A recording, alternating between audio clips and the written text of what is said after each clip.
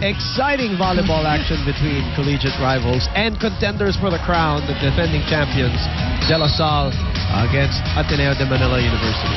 This breathtaking performance coming from both schools. Ito yung point kanina kay si Herbacio.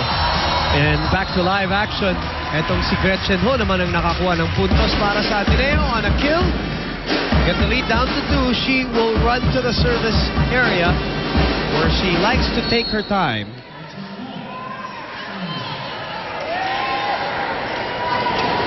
Take an extra breath after all that action. Cruz on the running. Oh, that was well read by Nakachi. Nakachi, halos hindi mo napapansin dyan yung ginagawa niya. That is so true. Yung mga little things that she does, especially when she's in front at the net. She fakes off the blockers. Yes. Oh, she pushes off shots. And reads the spikers really well. Ferrer. Penglet down the line. And then called out. Wide.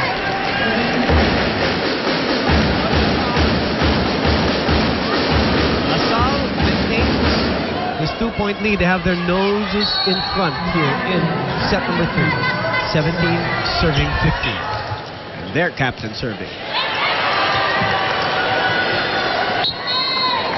Bad reception by Liza Valdez. That's right, Shaku is getting that point. Reestablish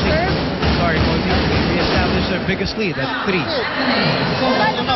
Lumalayo sila eh. Receive tayo, receive.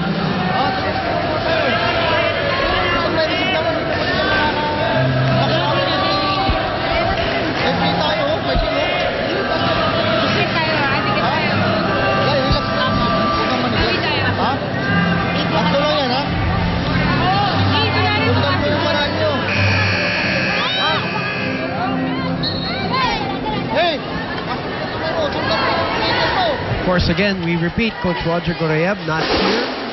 Assistant Coach Carly Pupas, the acting coach for today. A lot of controversy and issues to be settled still after the ugly fiasco yesterday.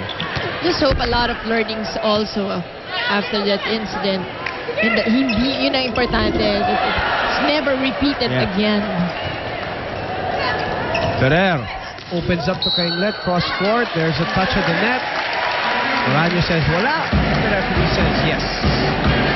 Point goes to Ateneo, who is just down by 2 points in this third set.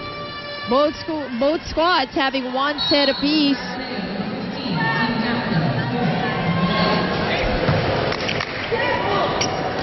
That's a great take. Power tip by Abigail Marano.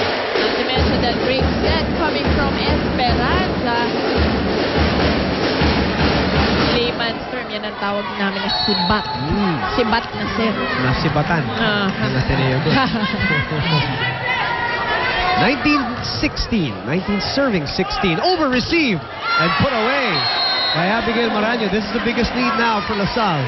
Now, 4 points. Let's not trying to pull away at this stage. Very crucial stage of the set.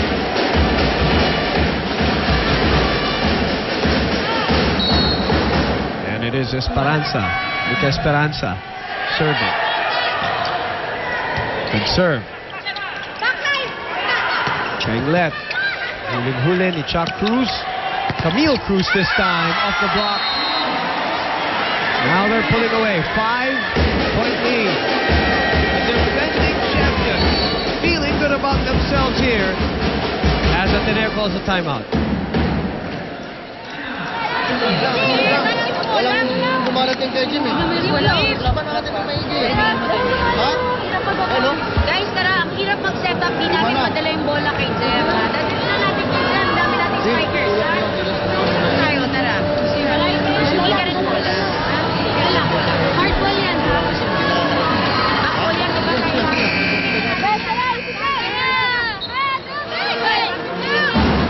Hey! Marano ha? Hey!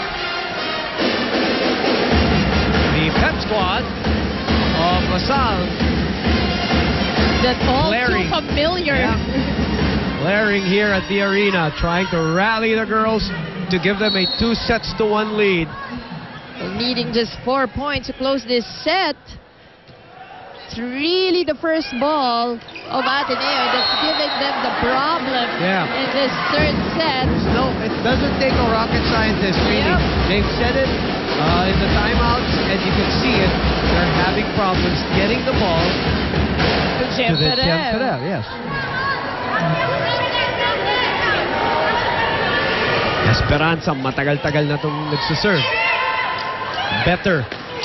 That's a better setup, but that's out. May konting gigil na doon. Eliza Valdez wanting to stop the bleeding, but no go as Esperanza still on the line for DLSU. Swinging of emotions in volleyball sometimes from set to set. It's just also another wonderful thing to witness and experience.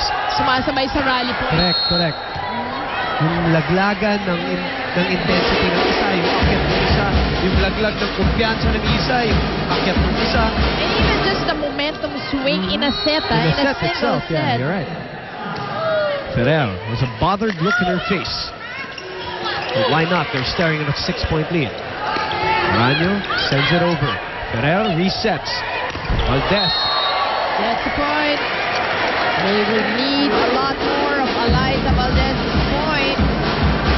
That block hitting the antenna, automatic point. Ferrer has a couple of service errors also today.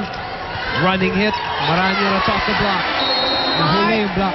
Yes, si Eliza Valdez at itong nakita na ni Maranyo. Bounce din. Tsaka maganda na naman doon yung approach ni Maranyo na kunwari diretso tapos biglang ito. Lumiliko. Yung mga, again, iniimbitahan natin. Yung mga manonood dito live para makita nila yung mga intricacies and the skill set of the women of volleyball and the lady spikers of DLSU. Down a set earlier, 0-1, have taken 2 straight sets. Let's check with the morale of Ateneo when we get to set number 4 when we come back here on Studio 23.